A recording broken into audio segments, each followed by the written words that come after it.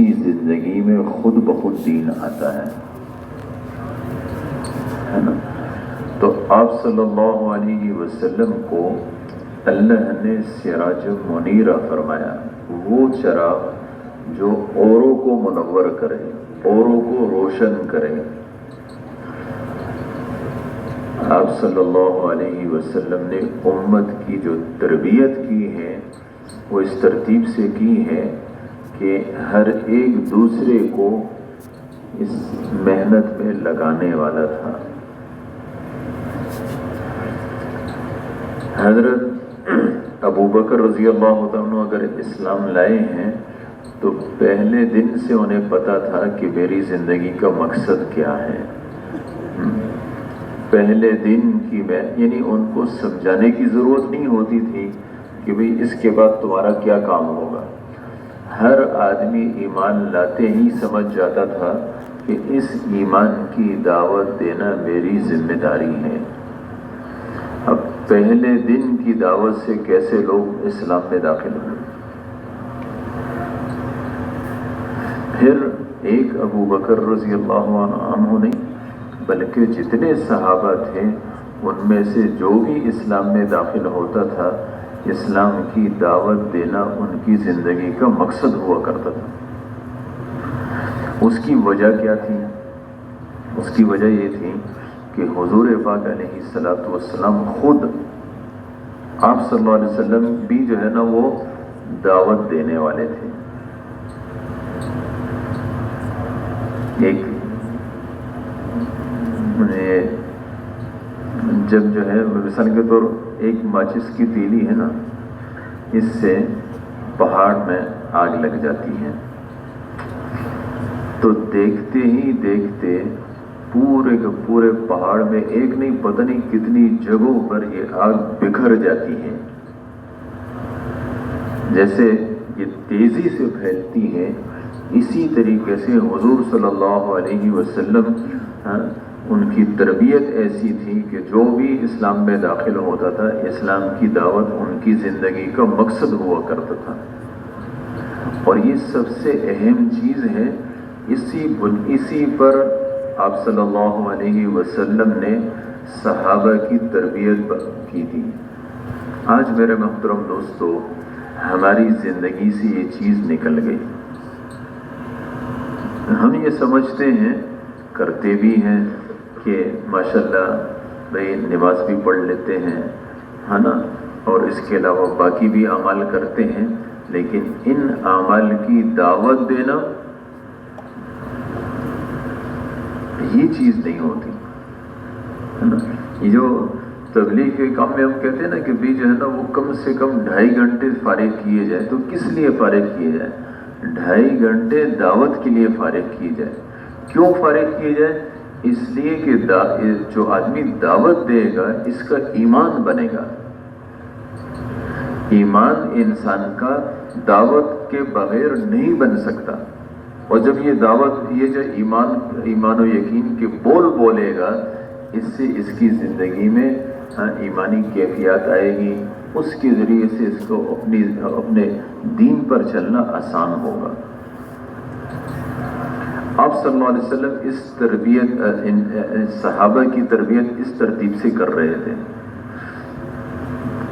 اب مکی کے اندر دعوت چل رہی ہے، جو آ رہا ہے اس کو دعوت دے رہے ہیں، جو آ رہا ہے اس کو دعوت دے رہے ہیں۔ اچھا، اس کے بعد جب حج کا موسم آتا تھا تو حج میں تو مختلف قبائل والے آتے تھے اور زمانہ جاہلیت کا حج کرتے تھے۔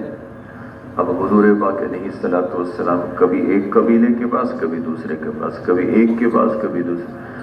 حیات الصحابہ کے اندر تقریباً 18-19 صفحے ہیں جس میں حضور صلی اللہ علیہ وسلم کی منی کی دعوت کا ذکر ہے۔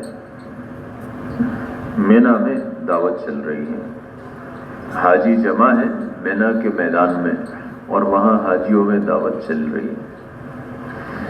اسی میں جہاں جو ہے نا اس وقت جہاں شیطان رمی جمرات کرتے ہیں، یعنی شیطان کو کنکریاں ماری جاتی ہیں، اسی کے ساتھ ایک جو ہے وہ مسجد ہے جس کو مسجد عقبہ کہتے ہیں۔ مسجد تو بعد میں بنائی گئی، یہ وہ جگہ ہے जहाँ अंसार से 6 आदमी आए थे। रात के अंधेरे में हुजूर पाक अलैहिस्सलातु वस्सलाम से मिले और उसके बाद आप सल्लल्लाहु अलैहि वसल्लम ने इनको दावत दी और ये मुसलमान हुए। अब ये हुजूर सल्लल्लाहु अलैहि वसल्लम के साथ कितनी देर बैठे? घंटा 2 बैठे होंगे, इसलिए कि भाई कुफार का भी तो उसका खतरा था। इन्होंने ये तय किया कि आइंदा साल फिर हम यहीं पर मिलेंगे। अब देखिए, ये कुछ थोड़े से वक्त के मुसलमान हैं, लेकिन यही मदीना वाले अंसार वापस गए अपने इलाके में और अपने इलाके में मेहनत कर रहे हैं, है ना। ईमान की जैसे वो दे सकते थे दावत, वैसे दे रहे हैं। इनकी एक साल की मेहनत से जब ये दूसरे साल में आए हैं तो 12 हुए हैं, है ना। वो जो बेचारे कुछ अरसे हुजूर सल्लल्लाहु अलैहि वसल्लम की सोहबत में रहे, इनके अंदर भी ये जो थोड़ी सी सोहबत हुजूर सल्लल्लाहु अलैहि वसल्लम की इनको मुयस्सर हुई ना, इसने उनके अंदर ये बात डाल दी कि इस दीन की दावत देना मेरी जिम्मेदारी है। अब एक की कम से कम एक की मेहनत से एक इस्लाम में दाखिल हुआ। हमारी जो मेहनत है ना वो आसान है। वहाँ तो मजहब की तब्दीली थी और ये मजहब की तब्दीली बड़ा मुश्किल काम है, इसलिए कि जो भी आदमी होता है और जिस मजहब पर भी होता है वो अपने आप को हक समझता है, गलत नहीं समझता। उसको उससे दूसरी तरफ मोड़ना बहुत मुश्किल काम है। ये जो तबलीग की मेहनत है वो तो क्या है, सब मुसलमान हैं, लेकिन मुसलमान को दावत वाली मेहनत पर खड़ा करना ताकि इसकी दावत से इसकी अपनी ज़िंदगी बन जाए, ये आसान काम है। आसान इसलिए है कि हर कोई आदमी समझता है कि भाई तबलीग का काम करना चाहिए और मुझे निकलना चाहिए, निकले या ना निकले, लेकिन उसके जहन में है कि हक काम है।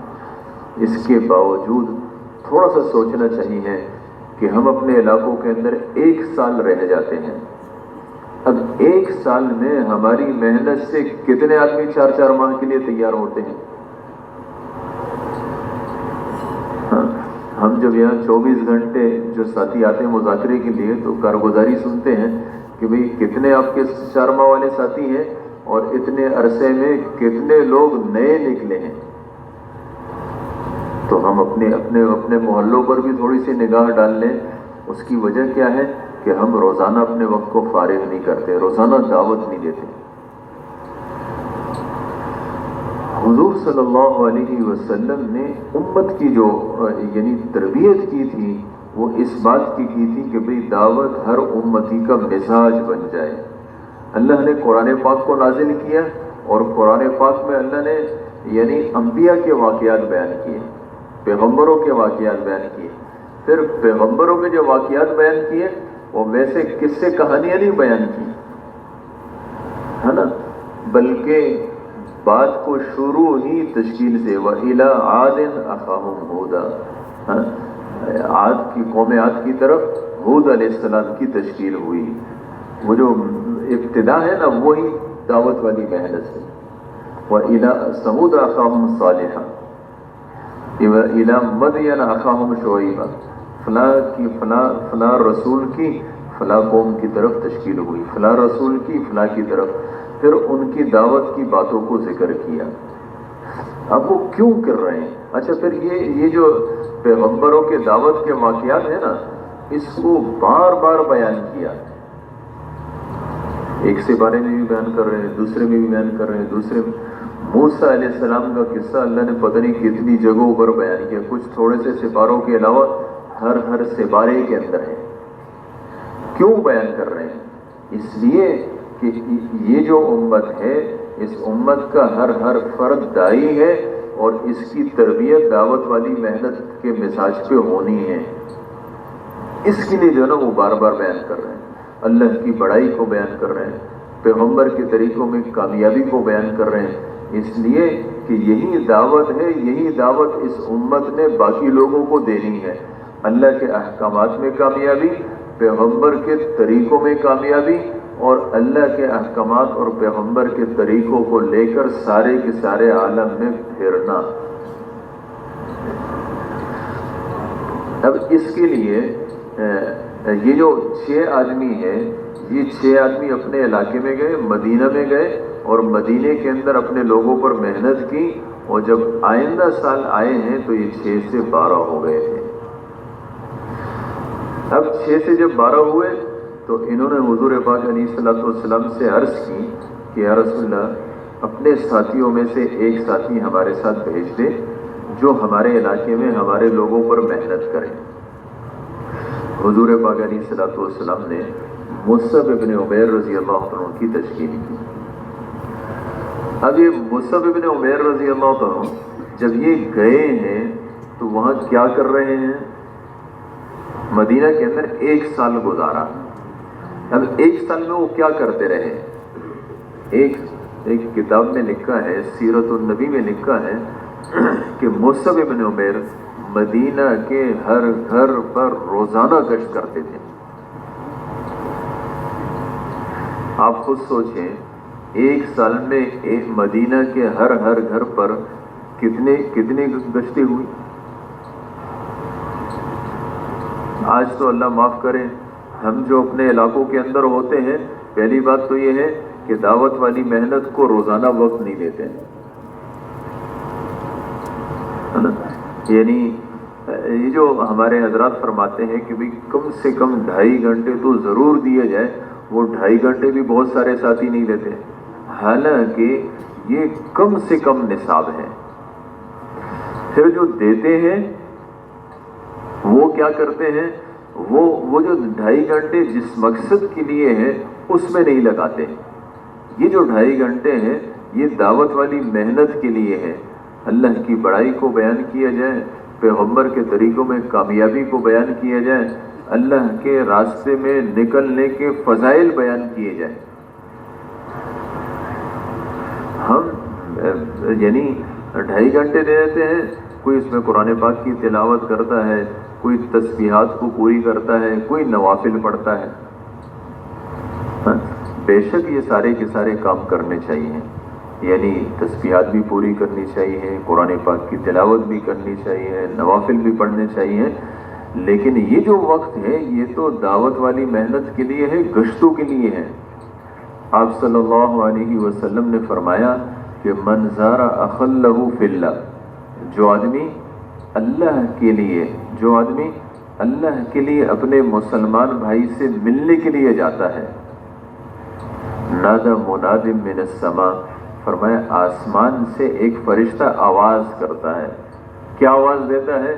ان طبت، تم مبارک، تم جا رہے ہو نا دوسرے مسلمان سے اللہ کے لیے ملنے کے لیے، اس کو اللہ کے راستے میں تیار کرنے کے لیے، تو تم مبارک ہو۔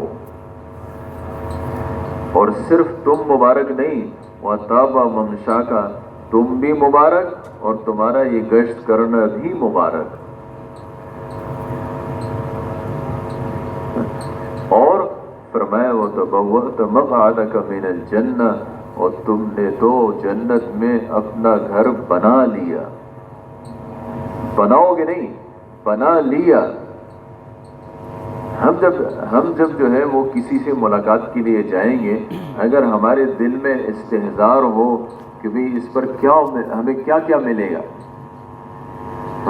تو پھر ہم اپنا وقت ادھر ادھر ضائع نہیں کرتے، بلکہ روزانہ ساتھیوں سے ملاقاتیں کرتے ہیں، روزانہ ساتھیوں کو اللہ کے راستے میں نکالنے کی فکر کرتے ہیں۔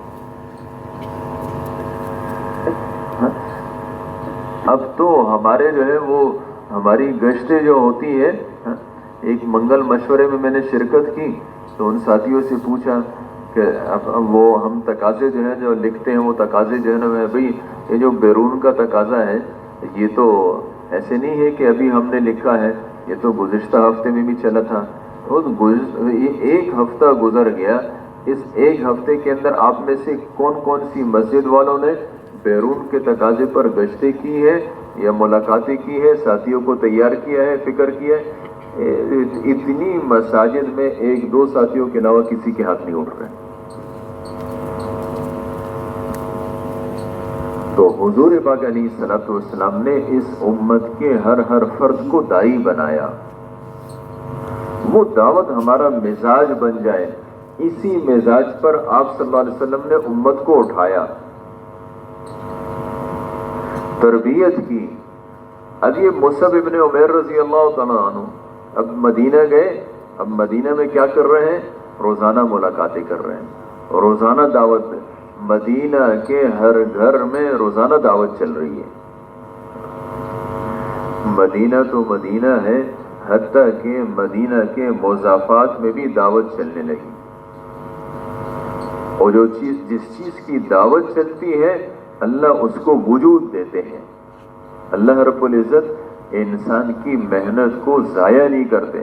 ہم گشتیں کریں گے، لوگوں سے ملیں گے، ایک ایک کی منتیں کریں گے، ایسے ہوگا نہیں کہ اللہ ضائع کرے۔ اللہ نے قرآن پاک کے اندر جنت کی نعمتوں کو ذکر کیا، اور جنت کی نعمتوں کو ذکر کرنے کے بعد فرماتے ہیں، فرمایا ان ھذا کان لکم جزاء، یہ جو ہے تمہاری محنت کا بدلہ ہے، وَكَانَ سَعْيُكُمْ مَشْكُورًا، اور فرمایا تمہاری محنت کی قدر کی جائے گی۔ یہ جو ہم یہاں گشتیں کریں گے، ملاقاتیں کریں گے، ایک ایک ساتھی کو اللہ کے راستے میں تیار کریں گے، یہ قیامت میں اس کا بدلہ ملے گا۔ اللہ رب العزت اس محنت کو ضائع نہیں کریں گے، اس پر ہمیں جنت کی نعمتیں ملیں گی۔ سارے کے سارے عالم میں اس بات کی ضرورت ہے کہ بھئی ہر مسلمان کو اس تقاضے پر تیار کیا جائے، ہر مسلمان اپنے دین کا داعی ہو۔ جب ہر مسلمان اپنے دین کا داعی ہوگا، اس کا فائدہ یہ ہوگا کہ اس کی زندگی میں دین ہوگا۔ جب اس کی زندگی میں دین ہوگا، کفار اس کی زندگی کو دیکھیں گے اور اسلام میں داخل ہوں گے۔ حضور پاک علیہ الصلوۃ والسلام کے زمانے میں جب آپ صلی اللہ علیہ وسلم نے امت کی اس پر تربیت فرمائی، اور ہر صحابی اللہ کے دین کا داعی تھا، تو آپ نے کبھی یہ نہیں دیکھا ہوگا کہ بھئی اس زمانے میں فلاں آدمی مسلمان تھا لیکن نماز نہیں پڑھتا تھا، فلاں آدمی مسلمان تھا لیکن وہ دین پر نہیں چلتا تھا، فلاں آدمی مسلمان تھا روزہ نہیں رکھتا تھا، مسلمان تھا زکوٰۃ نہیں دیتا تھا۔ یہ جو چیزیں آئی ہیں، یہ اس وقت آئی جب یہ جو دعوت اور دین یہ آپس میں جدا ہو گئے، یعنی دین کے ساتھ دین کی دعوت نہیں رہی۔ جب دین کی دعوت نہیں رہی تو زندگی سے دین نکلنا شروع ہوا۔ اس لیے میرے محترم دوستوں، بھائی اور بزرگوں، ضرورت اس بات کی ہے کہ ہم اپنی بھی اسی ترتیب سے اپنی محنت کو جاری رکھیں، اور ہم سارے کے سارے عالم میں پھریں اور ہر مسلمان کو داعی بنائیں۔ قُلْ هَٰذِهِ سَبِيلِي أَدْعُو إِلَى اللَّهِ عَلَىٰ بَصِيرَةٍ أَنَا وَمَنِ اتَّبَعَنِي۔ اللہ نے یہ نہیں فرمایا کہ صرف آپ کا یہ کام ہے کہ آپ دعوت دیں گے، فرمایا نہیں، ان سے یہ کہو میرا بھی ہے، میرے ماننے والوں کا بھی ہے۔ قیامت تک جتنے لوگ آئیں گے، یہ سب جو مسلمان ہیں، یہ سب یہ حضور صلی اللہ علیہ وسلم کے امتی ہیں، اور جو ہمارے پیغمبر کا کام تھا دعوت الی اللہ، وہ اس امت کے ہر فرد کا کام ہے۔ اب یہ جو تربیت ہو رہی ہے تو اس کا نتیجہ کیا نکل رہا ہے؟ اب 1 سال گزارا ہے اور 1 سال محنت کی ہے، تو 1 سال کے بعد وہ 12 سے 72 بنے ہیں۔ جب تیسرے سال میں گئے ہیں تو 72 گئے ہیں۔ اچھا، یہ ایسے نہیں ہے کہ یہ صرف بات نہیں، بہت سارے اور بھی تھے جو وہاں نہیں گئے۔ 72 تو وہ تھے جو تیسری مرتبہ اسی جگہ پر پھر حضور صلی اللہ علیہ وسلم سے ملے ہیں۔ اللہ نے اس جگہ کو ضائع نہیں کیا۔ 1400 سال گزر گئے، اللہ نے اس جگہ کو ضائع نہیں کیا۔ بعد میں کسی بادشاہ نے اس پر مسجد بنائی، آج بھی وہ کچی مسجد عقبہ کے نام سے ہے، جہاں 3 مرتبہ حضور پاک علیہ الصلوۃ والسلام انصار مدینہ سے ملے، اور یہاں سے اسلام کی بنیادیں لگی۔ پھر اس کے بعد آپ صلی اللہ علیہ وسلم نے ہجرت کی، اور یہ جو مہاجرین تھے، اصل میں بات یہ ہے کہ بعض چیزیں ایسی ہوتی ہیں جو انسان کو اس سے سمجھ میں نہیں آتی ہیں، لکھی ہوئی سمجھ میں نہیں آتی ہیں، مجلس سے سمجھ میں آتی ہیں۔ صحابہ حضور پاک علیہ الصلوۃ والسلام کی صحبت یافتہ تھے۔ ایک بڑے عالم ہیں، انہوں نے اپنی کتاب کے اندر لکھا ہے کہ اردو کا ایک جملہ ہے، کیا بات ہے۔ اور دیکھیں اگر ہم اس کو لکھیں گے نا اردو میں تو کیا بات ہے، ٹھیک ہے نا، کچھ پتہ نہیں چلے گا کہ بھئی اس کا مطلب کیا ہے۔ لیکن اگر اسی جملے کو جو کہنے والا ہے، مثال کے طور میں کہتا ہوں اور کہتا ہوں کہ بھئی کیا بات ہے، اس سے پتہ چلتا ہے کہ بھئی اس کا مقصد غصے کا اظہار ہے۔ اور اگر اسی بات کو میں تو کیا بات ہے، اب کیا اس کا مطلب کیا ہے کہ بھئی آدمی تعجب کا اظہار کر رہا ہے۔ لکھنے میں ایک ہی طرح سے لکھا جائے گا، لیکن جب سامنے بیٹھا جائے گا ایک دم پتہ چل جائے گا کہ مقصد کیا ہے۔ اب ہمارے پاس الفاظ آئے کہ بھئی فَلْيُبَلِّغِ الشَّاهِدُ مِنْكُمُ الْغَائِبَ، حاضرین کے ذمے ہے غائبین تک دین کا پہنچانا۔ آپ صلی اللہ علیہ وسلم نے فرمایا حج کے موقع پر، لیکن آپ صلی اللہ علیہ وسلم اس بات کو کتنی شدت سے چاہتے ہیں اور حضور صلی اللہ علیہ وسلم کے دل میں کتنی تڑپ ہے کہ ساری کی ساری دنیا کے جتنے لوگ ہیں یہ سب کیسے اسلام میں داخل ہو، ان سب کی آخرت کیسے بنے، یہ سب جنت میں کیسے جائیں۔ اس کی تڑپ حضور صلی اللہ علیہ وسلم کے دل میں کتنی تھی، اس کا پتہ صحابہ کی زندگی سے چلتا ہے۔ یہ صحابہ نکلے ہیں اور سارے عالم میں نکلے ہیں، اور سارے عالم میں اچھا یہ جو سفر کی سہولتیں ہمارے زمانے میں ہیں اس زمانے میں نہیں تھی۔ نہ تو اس زمانے میں جو ہے وہ ہوائی جہاز تھے، نہ ریل گاڑیاں تھیں، اور نہ ہی جو ہے یہ دوسری جو ہے جتنی سواریوں کی صورتیں ہیں یہ چیزیں تھیں۔ اس زمانے میں تو فرمایا والخیل والبغال والحمیر لترکبوها وزینہ، یہی چیزیں تھی، خچر تھے، گھوڑے تھے، اونٹ تھے، اللہ نے یہی سواریاں بنائی تھی۔ ہاں یہ فرمایا وَيَخْلُقُ مَا لَا تَعْلَمُونَ، اللہ رب العزت تمہارے لیے اور ایسی سواریاں بھی پیدا کرنے والے ہیں جن کو تم ابھی نہیں جانتے۔ تو اس زمانے میں یہ چیزیں نہیں تھیں، جو سمندری سفر تھا، بادبانی کشتیاں تھیں، ہوا کسی اور طرف کی چل پڑتی تھی، کسی اور طرف چلی جاتی تھی۔ ایسے پرمشقت سفر اور پھر ایسی پرمشقت سفروں کو صحابہ نے کیوں اختیار کیا؟ کیا خیال ہے وہاں سے یہاں تک آنے میں ایسے تو نہیں ہے کہ 5 گھنٹے میں جو ہے نا وہ سعودیہ سے یہاں پہنچ جاؤ، یہ تو اس زمانے میں ہے۔ اس زمانے میں تو وہاں سے یہاں کا سفر مہینوں کا ہوا کرتا تھا، پھر آنا، اور پھر ایسے بھی نہیں جیسے مثال کے طور ہمارے یہاں ہے کہ بھئی ماشاءاللہ جو ہے پرانے ساتھی بھی ہیں اور جو ہے نا وہ بات کو سننے والے بھی ہیں اور اوقات لگائے ہوئے بھی، یہ نہیں، بلکہ وہاں تو سب کے سب تیار ہوتے تھے لڑنے کے لیے، مارنے کے لیے۔ ہم جو ہے وہ کابل گئے، کابل کے اندر 72 صحابہ اور تابعین کی قبریں ہیں۔ اب یہ 72 صحابہ اور تابعین کی قبریں کیسے بنی؟ وہاں ان کی شہادت ہوئی تو بنی ہے نا، یعنی جہاں جان کو بھی خطرے میں ڈالنا ہے اور اس کے باوجود سفر کی بھی مشقتیں، جان کو بھی خطرے میں ڈالنا، اور اس کے بعد وہاں لوگوں تک اللہ کا دین پہنچانا۔ اس سے سمجھ میں آتا ہے کہ صحابہ کے دل میں حضور صلی اللہ علیہ وسلم کی محنت کی وجہ سے ایسا پختہ یعنی جذبہ بنا جس نے ان کو دور سے دور تک پہنچایا، چائنا تک صحابہ پہنچے۔ آج میرے محترم دوستو زمانہ گزرتا گیا، ہمارے دلوں سے وہ جو دین کی محنت کے لیے نقل و حرکت ہے وہ نکل گئی، اس کی اہمیت نکل گئی ہے نا، اس کے لیے قربانی کا جذبہ نکل گیا۔ آج اس لیے ہمیں اپنا وقت فارغ کرنا مشکل۔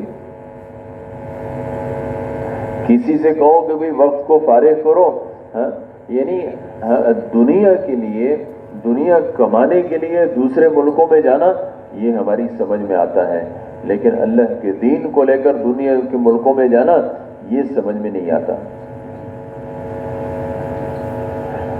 सल्लल्लाहु अलैहि वसल्लम ने सहाबा की तरबियत फरमाई, और सहाबा जो है वो यानी ये जो इस्लाम फैलता रहा, ये क्या था, वो सिराजम मुनीरा, हाँ, एक चिराग था जो जल रहा था, हाँ, या वो हमारे बड़े फरमाते हैं ना कि जिसको लगती है वो लगाता है, जिसको लगती है वो लगाता है। अब आप सल्लल्लाहु अलैहि वसल्लम के दिल में लगी है तो आप सल्लल्लाहु अलैहि वसल्लम दूसरों को भी लगा रहे हैं, और जो है वो देखते ही देखते कभी एक तरफ सहाबा को भेजा जा रहा है, कभी दूसरी तरफ भेजा जा रहा है, और जहां सहाबा जा रहे हैं वहां जो इस्लाम में दाखिल हो रहे हैं उनको मदीना भेजा जा रहा है कि भी जाओ और अपने दीन को सीखो। ये जो 10 साल की जिंदगी है ना, 10-11 साल की मदीने की, इसमें यानी 34-35 से लेकर 105 तक वफूद है, 105 तक जमातें हैं जो आई है मदीना में दीन के सीखने के लिए हुजूर सल्लल्लाहु अलैहि वसल्लम के ज़माने के अंदर। अब जब वो मदीना आ रहे हैं, हुजूर सल्लल्लाहु अलैहि वसल्लम बड़े खुश हो रहे हैं। एक रियाजुल जन्ना के अंदर एक सुतून है, उसको उस्तवानतुल वफूद कहते हैं। तो उस्तवानतुल वफूद क्यों कहते हैं? इसलिए कि जब जो है वो वक्त आता, जमात आती थी आप सल्लल्लाहु अलैहि वसल्लम से मिलने के लिए, तो इस जगह पे हुजूर सल्लल्लाहु अलैहि वसल्लम के साथ मुलाकात होती थी। यानी गोया के मस्जिद नबी का इस्तिकबालिया था। और हुजूर पाक अलैहिस्सलातु वस्सलाम बड़े खुश होते थे जब कहीं से भी पता चलता है कि फला जगह से वफ्द आया है। तो इस तरतीब से दीन फैलता रहा, सारी की सारी दुनिया में तेजी से दीन फैला। अब जब उम्मत और दावत ये दोनों दरमियान में यानी इनका रिश्ता टूट गया आपस में, ये हम यानी दीन अलग और दीन की दावत अलग। दीन पर चलने के लिए दीन की दावत देना जरूरी है। जब ये चीज नहीं रही तो मुसलमान हैं दुनिया में बिखरे, और फिर उसके बाद दीन तो था लेकिन दीन की मेहनत नहीं थी, उनकी औलादे इस्लाम छोड़ गई। हम लोग 2019 में ऑस्ट्रेलिया गए, तो ऑस्ट्रेलिया में ये हमारे इलाकों के लोग हैं जो तकरीबन 250 साल पहले गए हैं। यहाँ हमारे पाकिस्तान के और जो है वो पंजाब के, सिंध के और हमारे पख्तूनख्वा के ये गए हैं, और वहाँ जो है ना वो लेकिन थे मुसलमान, और मुसलमान थे, अमली मुसलमान थे। वहाँ जाके उन्होंने कहा कि भी हम नमाजें पढ़ेंगे, हाँ, और आपने रुकावट नहीं डाली। वहाँ जाके इन्होंने मसाजिद बनाई और मस्जिद टीन वाली मस्जिदें बनाई। अपनी जिंदगी में तो दीन था, लेकिन दीन की दावत नहीं थी। दीन तो उनकी जिंदगी में था लेकिन दीन की दावत नहीं थी। उसका नतीजा ये रहा कि ये खुद तो नमाजें पढ़ते रहे, इनकी औलादे दीन से महरूम हो गई। नमाजें तो दूर की बात है, इस्लाम में भी नहीं रही। तो इसलिए मेरे मोहतरम दोस्तों, भाई और बुजुर्गों, सारी की सारी दुनिया में अगर मुसलमान ये जो रिश्ता है ना, ये फिर आपस में जुड़ जाए, और हर मुसलमान जिस तरीके से इस्लाम पर अमल को जरूरी समझता है, इसी तरीके से इस्लाम की दावत को भी जरूरी समझे, है ना। फिर इनकी जिंदगी में भी दीन होगा, और फिर इनकी जिंदगी सारे कुफार के लिए इस्लाम में आने का सबब बनेगी। यानी इस्लाम के अंदर सुकून है, इत्मीनान है, हाँ, और इस्लामी जिंदगी वो फितरत वाली जिंदगी है। अगर मुसलमान की जिंदगी में दीन आ गया तो इसकी जिंदगी को देखकर लोग इस्लाम में दाखिल होंगे। आज जमातें जाती हैं, और जमातें जाती हैं दूसरे ममालिक में, वो दस्तरखान पर बैठते हैं, इनके खाने को देखकर लोग इस्लाम में दाखिल हो जाते हैं। हम लोग जो है ना वो एक साथी बयान कर रहा था, कहते हैं भाई जो है ना वो यानी दस्तरखान और ये तो अलग चीज है, कहते हैं तबलीग वाले के तो खराटों को देखकर भी लोग इस्लाम में दाखिल हो जाते हैं।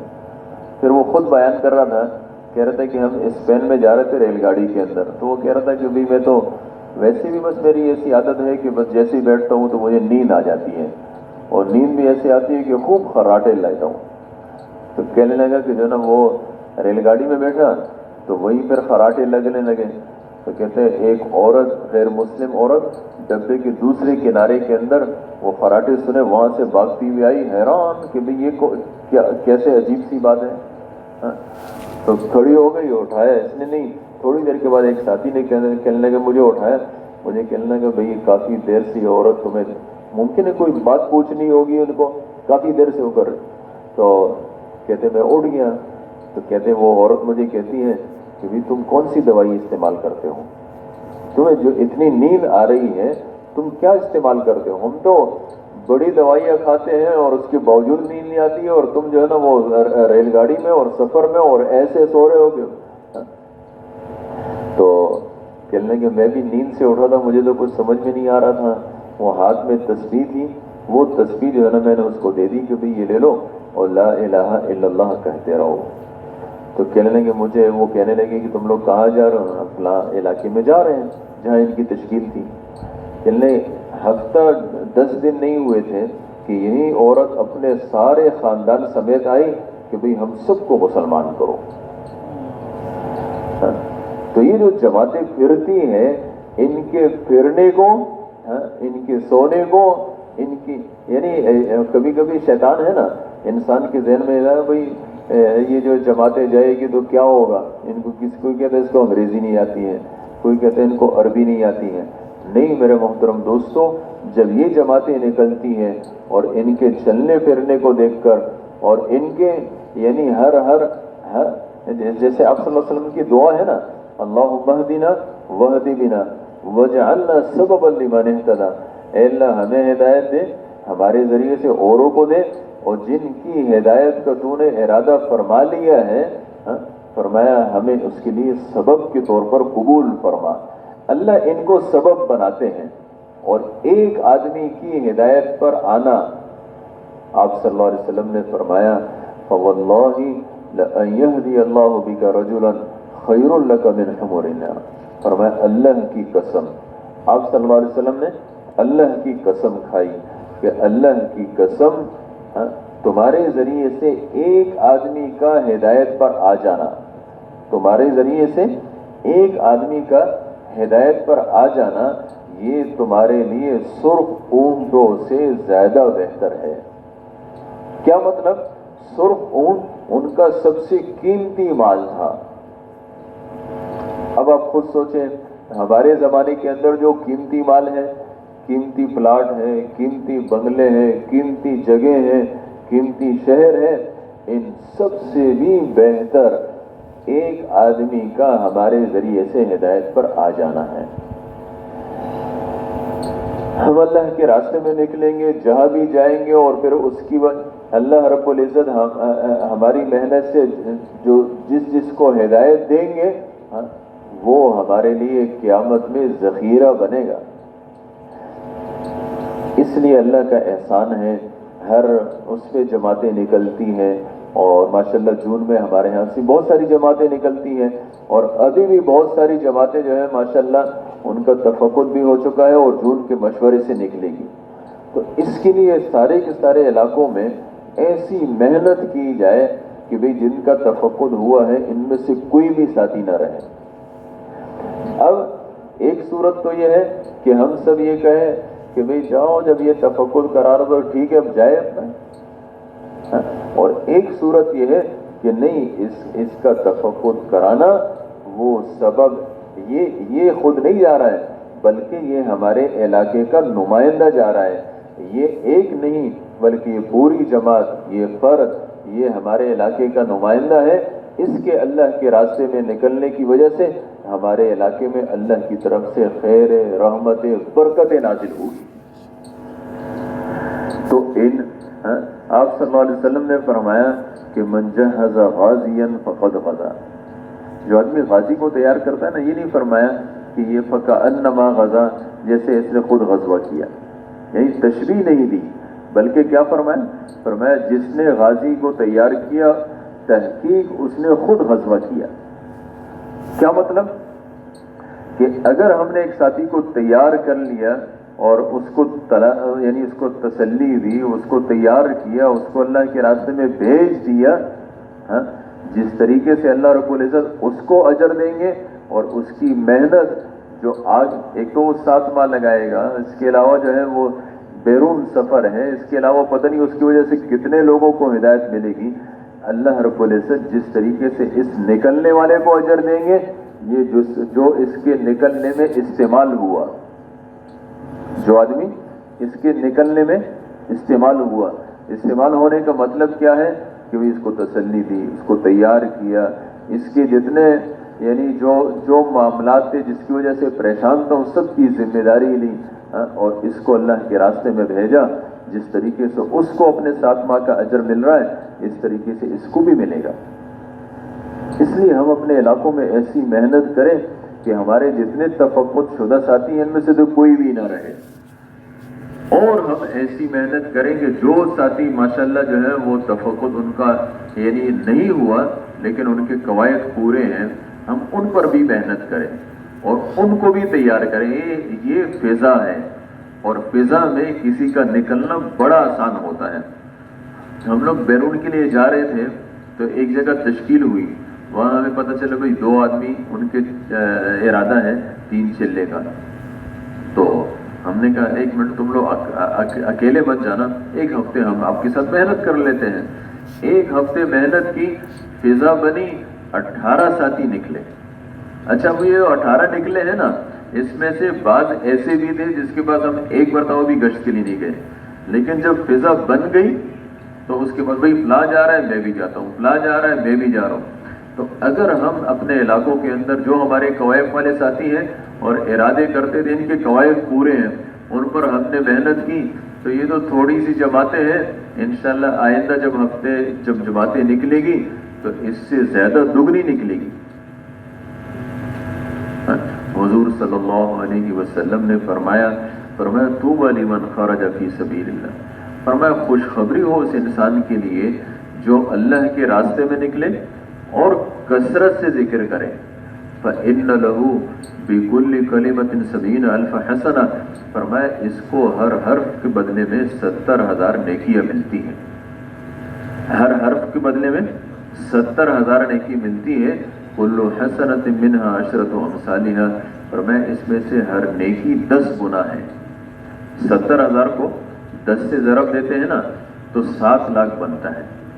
اب دیکھیں یہ مثال کے طور سبحان اللہ غرس فی الجنہ، یہ جو سبحان اللہ ہے نا، یہ آدمی اپنے گھر میں کہے گا اس کے لیے جنت میں 1 درخت لگے گا۔ اگر یہی آدمی اللہ کے راستے میں نکل کر یہی سبحان اللہ کہے اس کے لیے جنت میں 7 لاکھ درخت لگیں گے۔ اب 1 سبحان اللہ نہیں بلکہ کتنے اعمال ہیں اور سب میں اس کو کتنا مل رہا ہے۔ تو اس لیے اللہ کے راستے میں ہم سب کو نکالیں، جن کے قواعد پورے ہیں سب پر بھرپور محنت ہو۔ بھائی جب میں دل مان لیتا ہے، ایسے بھی لوگ ہیں جنہوں نے 1 دن میں 1.5 دن میں تیاری کی ہے 7 ماہ کے لیے نکل گئے۔ جن کے قواعد پورے ہیں وہ بھی نہ رہے اور جن کا تفقد ہو چکا ہے ان میں سے بھی کوئی نہ رہے، اور اس کی ہم بھرپور محنت کریں۔ اچھا پھر کسی نے پوچھا کہ فمن نفقہ یا رسول اللہ، یا رسول اللہ یہ تو اعمال کا اجر ہے، اللہ کے راستے میں نکل کر جب پیسے لگتے ہیں ان پیسوں پر کیا ہوگا؟ تو آپ صلی اللہ علیہ وسلم نے فرمایا النفقۃ علی قدر ذلک، خرچے کا بھی یہی اجر ملے گا، 1 پر 7 لاکھ۔ اب یہ جو حدیث ہے نا، یہ عبد الرحمن ابن عوف رضی اللہ عنہ کو بڑی لگی، ہو 1 پر 7 لاکھ۔ حضرت معاذ ابن جبل رضی اللہ عنہ سے کہنے لگے کہ اللہ کے راستے میں نکلیں گے، حضور صلی اللہ علیہ وسلم فرمانے کہ 1 پر 7 لاکھ ملے گا۔ وہ کیا کہتے ہیں؟ وہ کہتے ہیں قل فہمو، تمہاری سمجھ کمزور ہو۔ یہ 1 پر 7 لاکھ ہے نا، یہ تو اس شخص کو ملتا ہے جو خود گھر میں بیٹھا ہو اور کسی اور پر خرچہ کرے۔ ہمارا کوئی ساتھی اللہ کے راستے میں نکل رہا ہے، ہم نے ان پر اپنے پیسے لگائے، اپنے آپ کو ادھر ادھر کیا، چلو بھئی یہ اللہ کے راستے میں نکل رہا ہے، اس کی میں نے مدد کی۔ ایک تو یہ ہے کہ اس کے سفر میں شامل ہوئے. ایک دوسرا یہ ہے کہ ایک پر 7 لاکھ ملیں گے. اگر ہمیں پتہ چل جائے کہ دنیا کے اندر کہ ایک پر جو ہے نا وہ 7 لاکھ ملتے ہیں, ایسے لگائیں گے کہ کوئی حد نہیں. اور یہ یقینی بات ہے کہ جو آدمی دوسرے پر 1 روپے لگائے گا اللہ رب العزت اس کو 7 لاکھ کا اجر دیں گے. اور پھر معاذ بن جبل رضی اللہ عنہ فرماتے ہیں کہ جو آدمی خود اللہ کے راستے میں نکلتا ہے اور اس کے بعد اللہ کے راستے میں اپنے مال کو لگاتا ہے, اللہ لهم من خزائن رحمتہ ينقطع عنہ علم العباد, اللہ رب العزت نے اپنی رحمت کے خزانوں میں ان کے لیے جو چھپایا ہے اس تک تو انسانی علم پہنچ ہی نہیں سکتا. یہ جو 7 لاکھ ہے یا یہ کروڑ ہے یا ارب ہے خرب ہے, یہ ہمارے ہندسے ہیں. جہاں ہمارا علم فیل ہو جاتا ہے وہاں سے اللہ رب العزت اجر دیتے ہیں. یہ جو صحابہ ایسے پھرے ہیں پوری دنیا کے اندر اسی وجہ سے, ان کو پتہ تھا کہ اللہ کے راستے میں نکلنے پر ہمیں کیا ملے گا. اگر آج ہمیں بھی یقین ہو جائے تو ہمارے لیے گھروں پر بھی رہنا مشکل ہو جائے, اور جن کے قواعد پورے ہیں ان پر ہماری ایسی محنت ہو کہ بھئی کوئی بھی نہ رہے. اس کے لیے میرے محترم دوستوں, بھائی اور بزرگوں, اپنے علاقے یہ جو آخری ہفتہ ہے یہ بھرپور محنت کا ہفتہ ہے, اور اس کے لیے ہم ضرور خوب ایسی محنت کریں کہ ہمارا ایک بھی ساتھی نہ رہے. کریں گے نا انشاءاللہ جی. ماشاءاللہ جو تیار ہیں مشورے سے جائیں گے یہ اپنی جگہ پر کھڑے ہو جائیں جی.